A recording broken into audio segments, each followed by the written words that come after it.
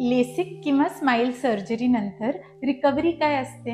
नमस्ते, मी doctor Ridhima भगली, मेडिलेझर Pune येथे cataract आणि refractive surgeon आहे. तर लेसिक किंवा रिलॅक्स स्माइल ही डे केअर प्रोसिजर आहे. म्हणजे तुम्हाला इथे ॲडमिट व्हायला नाही लागत. तुम्ही येऊन प्रोसिजर करून त्या दिवशी घरी जाऊ शकता. त्या दिवशी पूर्ण विश्रांती घ्यावी लागते. नेक्स्ट डे एकदा परत चेकअपला येऊन जायचं असतं. बट युजली आपण ॲडवाइस करतो की ॲटलिस्ट 3-4 दिवस तुम्ही सुट्टी घ्या कामापासून.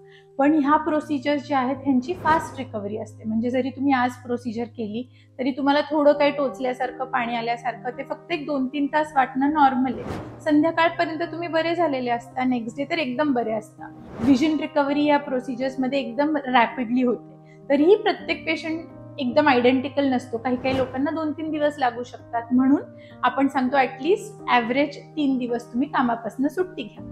4थ्या-5व्या दिवसापासून तुम्ही वर्क फ्रॉम होम रुटीन तुमच्या सगळ्या ॲक्टिव्हिटीज सुरू करू शकता.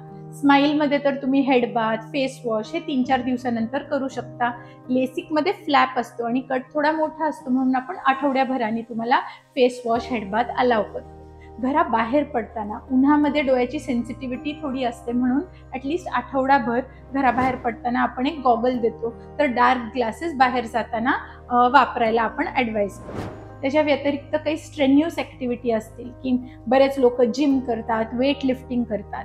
लाईट फिजिकल ॲक्टिव्हिटी तर तुम्ही आठवड्याभराने सुरू करू शकता. Heavy activity I would say 2 आठवड्यानंतर सुरू करू शकता. आणि आय मेकअप, स्विमिंग, घाण पाण्यामध्ये, बीच, हॉलिडेला जायचं असेल तर युजली 3-4 आठवड्यानंतर ह्या गोष्टी करू शकता. रुटीन कामाला कधी जाऊ शकतो?